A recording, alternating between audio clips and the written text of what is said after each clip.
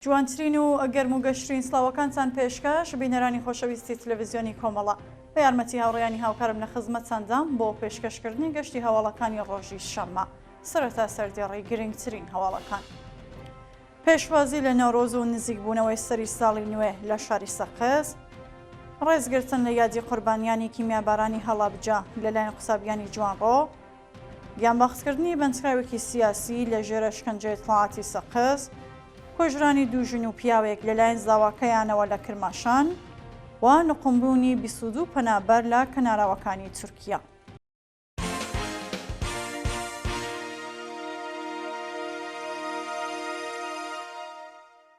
درێژە هەواڵەکان. پێشوازی لە نەورۆز و نزیکبوونەوەی سەری ساڵی نوێ لە شاری سەقز. بەپێی هەواڵی گەیشتوو ڕۆژی هەینی 25 ڕەشەمەی 1402 هەتاوی، سەرەڕای هەڕاشەی فەرمانداری و هێزە دەسەڵاتیەکان کۆمەڵێک لە خەڵک و شاخەوانانی سەقز بە بۆنەی پێشوازی لە نەورۆز لە چەند شوێنێکی دەوروبەری شار لەوانە کێوی ڕووش و بەرزاییەکانی جاقڵ و بەردەسوور ڕێڕەسمێکی گەرم و گوڕیان بەڕێوەبرد. ڕێڕەسمەکەیان بە بەشداری پڕجۆش و خڕۆشی جەماوەر و پۆشینی جلوبەرگی کوردی، شای و هەڵپەڕکێ، هەروەها کردنەوەی ئاگری نەورۆز و تەنانەت هەڵکردنی چرای ماشینەکانیان لە دەوروبەری جادەی مەڵقەڕنی لە کەشوهەوایەکی پڕ لە شادی، خۆشی و دەربڕینی نەفرەت و بێزاری لە دژی سەرکوتگەرانی ڕژیمی کۆماری ئیسلامی تا درەنگانی پاشنیوەڕۆ درێژە کێشا و دواتر بەشداربووان بە چەپەڕێزان و دەربڕینی شادی و خۆشی کۆچاییان بە مەراسمەکە هێنا. ڕێزگرتن لە یادی قوربانیانی کیمیابارانی هەڵابجا لەلایەن قوسابیانی جوانڕۆ. ڕۆژی هەینی 25 ڕەشەمە گروپی سرودی منداڵانی قوسابخانەی فردۆس لە شاری جوانڕۆ هاوکار لەگەڵ ساڕۆژی کیمیابارانی هەڵابجا پێکەوە سرودی بە تەنیا جێمەهێڵنیان خوێندەوە و ڕێزیان لە یادی قوربانیانیەوە جەنایەتە گرت. ڕۆژی 25 ڕەشەمەی ساڵی 1366 هەساوی هاوکات لەگەڵ شەڕی نێوان ئێران و عێراق، حکوومەتی ناوەندی عێراق تووشی تاوانێکی گەورە دژ بە گەلی کورد بوو و بە پاساوی داگیرکردنی هەڵابجا لەلایەن سوپای پاسەرانی کۆماری ئیسلامی ئێرانەوە ئەو شارەی کیمیاباران کرد. لە ئاکامی ئەو هێرشەدا زیاتر لە 5000 دانیشتووی و شارە گیانیان بەخس کرد. ڕۆژی شەمە قوسابیانی کەشتی مەدرسەی فردۆس لە شاری جوانڕۆ بە خوێندنەوەی سرود یادی قوربانیانی ئەو تراژێدیەیان بەرز نرخاند. کۆبوونەوەی کرێکارانی شاغڵ لە پایانەی مەرزی قەسری شیرین. ڕۆژی هەینی 25 ڕەشەمە کرێکارانی لەسەر کاردەرکراوی پایانەی مەرزی قەسری شیرین لە ناڕزایەتی بەنەدانی داخوازیەکانیان کۆبوونەوە. بەپێی هەواڵی گەیشتوو نزیکەی 20 کرێکاری شاغڵ لە پایانەی مەرزی قەسری شیرین کە سەر بە شرکەتی پێترۆ سپەندی پویای سەر بە فەرشاد زەنجانیان بەهۆی دەربڕینی ناڕزایەتی لە ئەزنەزەنی داخوازیەکانیان لەلایەن خاوەنکارەوە بێکارکران و لە بەردەم شرکەتدا کۆبوونەوە. بە وتەی کرێکارانی ناڕازی فەرشاد زەنجانی کرێکارانی ئەو شرکەتە دەچۆسێنێتەوە. لە سەعات 7 بەیانی تاکو 12 شەو کاریان پێکات و حەقدەستەکانیان لە کاتی خۆیدا پەرداخ ناکات. هەروەها کرێکاران لە مافی وەرگرتنی جێژنانە، بیمە و پاداشی کۆتایی ساڵ بێبەشراون. لە حاڵێکدا خۆی بە لوکسترین ئۆتۆمۆبیل لەگەڵ بادیگاردەکانی سەردانی شەرکەت دەکات.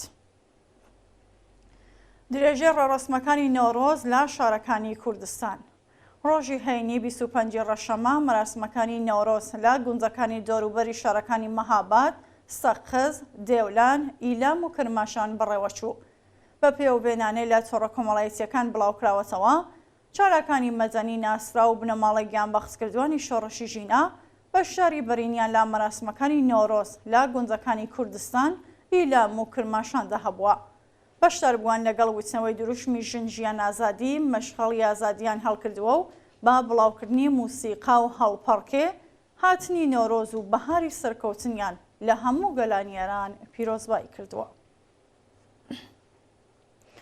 ناشنی تەرمی عەتا حسەینی کۆڵبەری کوژراوی دەستی ڕژیم لە شاری پاوە.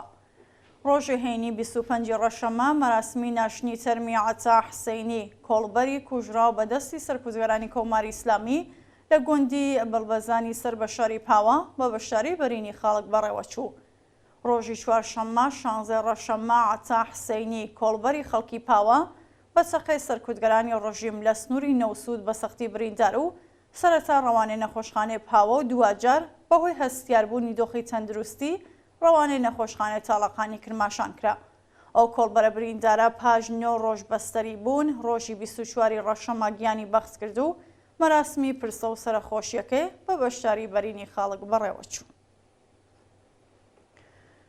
گیانبەخسکردنی بەندکراوێکی سیاسی لە ژێرە شکنجەی دەسەڵاتی سەقز. ڕۆژی سێشەمە 23 ڕەشەمە مهران ئاکرەمی تەمەن 32 ساڵ خەڵکی تیکا بوو دانیشتووی شاری سەقز کە لە ڕاوتی شۆڕشی ژینا دەست بەسەر کرابوو پاش 16 مانگ بێسەر و شوێن بوون لە ژێرە شکنجە سەرکوتگەرانی دەسەڵاتی سەقزدا گیانی بەخس کرد. مهران ئاکرەمی ڕۆژی شەمە 21 خەزەڵوەری 1401 لە ڕاوتی ناڕزایەتیەکانی شۆڕشی ژینا لە شاری سەقز دەست بەسەر و بۆ گرتوخانەی دەسەڵاتی سەقز گوازرایەوە. بە دووەداچوونی بنەماڵەکەی ئەو بەندکراوە لە 16 مانگی ڕابردوودا ئاکامێکی نەبووە تاکو ڕۆژی 25 ڕەشەمە ئیدارەی دەسەڵاتی سەقز پەیوەندی بە بنەماڵەکەیەوە گرت و ڕایگەیانکە کوڕەکەتان گیانی لەدەستاوە و تەرمەکەی لە نەخۆشخانەی خومەینیدایە. کاتێک بنەماڵەی ئەکرەمی سەردانی نەخۆشخانەیان کردووە وتویانە ئەبێ ئەو بەڵگەنامەیە واژۆ بکەن تاکو بتوانن تەرمەکەی لە پزیشکیدا دووەربگرنەوە. بە پێزانیاریەکان هەفتەی ڕابردوو مهران ئەکرەمی لە زیندانی سەقزەوە بۆ گرتوخانەی دەسەڵاتی سەقز ڕاگوێزرا. ناوبراو لە ژێرە شکنجەدا هەردوو گوشتی لێ لەدەستا و ڕەوانەی نەخۆشخانەکرا. پاش 2 ڕۆژ دیالیزکردن گەڕێنراوە زیندان، بەڵام مامورانی دەسەڵاتی سەقز ئەو لاوەیان بۆ جارێکی دیکە ئەشکەنجە کرد و کوشتیان. برینداربوونی کۆڵبەرێک لە سنووری نەوسود.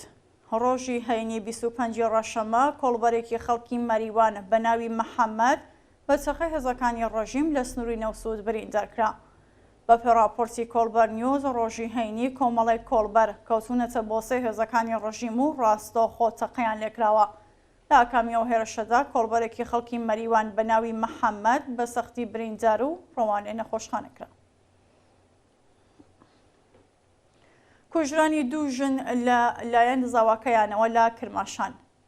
بەیانی ڕۆژی هەینی 25 ڕەشەمە پیاوێک بە چەک 3 ئەنجامی خێزانەکەی لە شارۆچکەی بسپۆڕانی کرماشان کوشت و هەڵات. بە پێ هەواڵی گەیشت و زاوای ئەو بنەماڵەیە با ماتۆرسیکلێت خۆی گەیاندوتە ماڵی خەزوورانی لە شارۆچکەی بسپۆڕانی کرماشان و ڕاستەوخۆ تەقەی لێیان کردووە. لە ئەنجامی ئەو هێرشەدا هاوژین دایکی هاوژینەکەی و برای هاوژینەکەی کوشتووە و هەڵاتووە. بە وتەی پۆلیسی کرماشان گەڕان بە دوای تاوانباردا بەردەوامە و هێشتا هۆکار یە ڕووداوە ئاشکرا نەبووە. کۆبوونەوەی کرێکارانی کارخانەی کیشچوب لە کیش. ڕۆژی هەینی 25 ڕەشەمە کرێکارانی شاغڵ لە کارخانەی کیشچوب لە ناڕزایەتی بە جێبەجێ نەکردنی داخوازیەکانیان کۆبوونەوە. کرێکارانی کارخانەی کیشچوب لە ئازنەدانی 3 مانگ حەقدەست ناڕازین و خوازیاری پەرداختی جێژنانە پاداشتی کۆزای ساڵ و بۆنی کرێکاری بوون. بە وتەی کرێکاران خاوەنکار چەندین پرۆژێ لەدەستایە بەڵام هۆکاری نەزانی دادخوازی کرێکاران بۆ نەبوونی سەرچاوەی دارایی ئەگەڕێنێتەوە. دیداری ئەنجامانی سندیکای شرکەتی واحدی تاران لەگەڵ بنەماڵی بەندکراوان. ڕۆژی هەینی 25 ڕەشەمە ئەنجامانی سندیکای شرکەتی واحدی تاران و دۆروبەر سەرزانی بنەماڵی 3 ئەنجامی بەندکراوی ئەو شرکەتەیان کرد و پشتیوانی خۆیان لە هاوکارەکانیان دەربڕی. لە سەروبەندی ساڵی تازە هەتاویدا کۆمەڵێک لە ئەنجامانی سندیکای شرکەتی واحدی تاران سەرزانی بنەماڵی ڕەزا شەهابووی، داود ڕەزەوی و حەسەن سعیدیان کرد و وێڕای پیرۆزباییکردنی نەورۆز و ساڵی تازە پشتیوانی خۆیان لە بنەماڵەکانیان دەربڕی. گیانەدەستانی بەندکراوێکی زیندانی فەشافویە بەهۆی بێبەشبوون لە دەرمان. شەوی 20 ڕەشەمەی 1402 بەندکراوێکی زیندانی فەشافویەی تاران بە ناوی ئەمیر حوسێن تاعاتی بەهۆی بێبەریکردن لە دەرمانی پێویست گیانی لەدەستا. ئەمیر حوسێن تاعاتی لە جایگبووی ساڵی 67 هەساویە و بە تاوانی پەرداختی دیەی 100 ملیۆن تمەنی زیندانی کراوە. شەوی 20 ڕەشەمە لە ناکەوت جەڵتەی دڵ لێداوە و بەرپرسانی زیندان لا گواستنەوەی بۆ نەخۆشخانە خۆیان بواردووە. پاش ئەوەی دۆخی تەندروستی ناوبراو بە تەواوەتی تێک ئەچێت ڕەوانەی بەهداری زیندان دەکرێت بەڵام گیانی لەدەست ئەدات. دووە هەواڵ نقمبوونی 22 پەنابەر لە کەناراوەکانی تورکیا. ڕۆژی هەینی 25 ڕەشەممە 22 پەنابەر لە کەناراوەکانی تورکیا بەهۆی ژێراکۆچنی بەلەمەکەیان گیانیان لەدەستا. بە وتەیە پۆلیسی تورکیا هێشتا ڕوو نییە ئەو بەلەمە هەڵگری چەند پەنابەر بووە، بەڵام تەرمی 22 کەس دۆزراوەتەوە کە 5 کەسیان منداڵ بوون. هەروەها لە ماوەی یەک هەفتەی ڕابردوودا بەلانی کەم 93 پەنابەر لە کەناراوەکانی ئەو وڵاتە دەست بەسەرکراون. شاینی باسەکە لە چەند ڕۆژی ڕابردوودا 6 پەنابەری دیکەش لە لێوارەوەکانی لیبی بەهۆی نقمبوونی بەلەمەکەیان گیانیان لەدەستا بوو. بینەرانی خۆشەویست، هەواڵەکانتان پێشکەشکرا، هەر شاد و ئاسوودە بن.